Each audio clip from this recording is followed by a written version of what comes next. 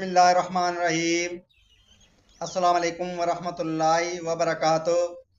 मैं हूं हकीम मुनीर मुश्ताक और आप देख रहे हैं रमूज़ हिकमत यूट्यूब चैनल। अब चलते हैं रोज़मर्रा के 4 अशिया का ज़िक्र करने के लिए, मुलाहिज़ा फरमा लीजिए। नंबर 1, जंग आलूदा कील का ज़र सांप से ज़्यादा ख़तरनाक हो जाता है, इसलिए उसका एहतियात करना लाजमी है।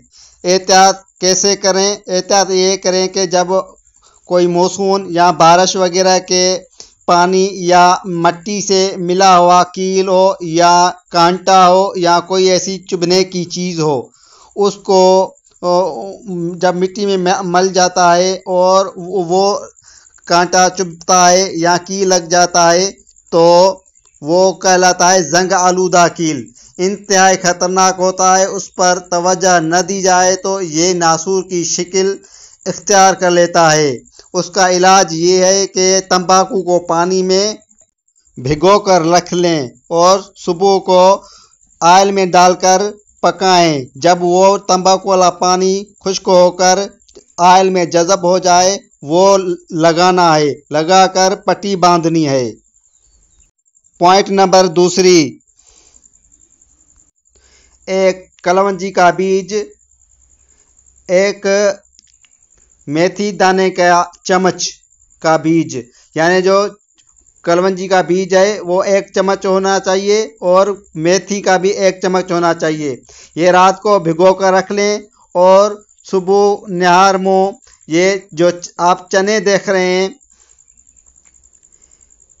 ये जो आप चने देख रहे हैं तो ये चबा कर सुबह को निहार मुँह खाना है। और जो आपने जो कलवंजी और मेथी का बीज भिगो कर रखा था वो उस पानी से चबा चबा कर खा लें।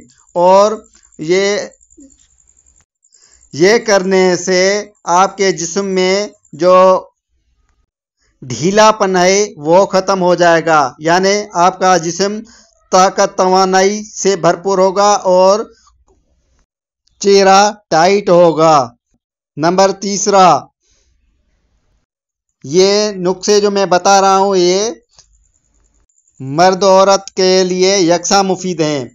उसके नंबर 3 में ये है कि ये बरगद की जो रेश है, बरगद की जो दाढ़ी है, ये आप देख सकते हैं, इसको साए में खुश करके इसको पाउडर बना के और मिश्री कोज़ा मिश्री में जितना इसका पाउडर हो उतना ही मिश्री मिलाकर रख लें।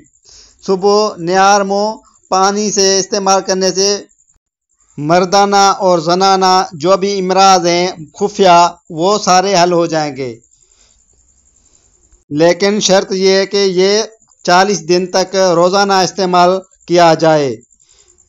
हर इमराज पोशीदा जो भी है, मर्दाना हो या जनाना हो, ये मर्द औरत दोनों के लिए मुफीद है। ये इस्तेमाल करने से बहुत फ़ायदा होता है। नंबर 4, चौथा नंबर है, इस पौधे का नाम चरचटाए और इसको सिंधी ज़बान में उबद कंडड़ी कहते हैं। ये पौधा साए में खुश करके इसकी राख बना लें। इसको आग लगाएंगे तो इसकी राख बन जाएगी। वो राख और कोज़ा मिश्री, उस कोज़ा मिश्री को आप जितना इसका राख बने उतनी मिश्री डालकर और इसको महफूज करके रख लें। ये खुश्क खांसी हो, तर खांसी हो, बच्चों की खांसी हो, बड़ों की खांसी हो, हर लिहाज से ये अच्छा सा काम करेगी।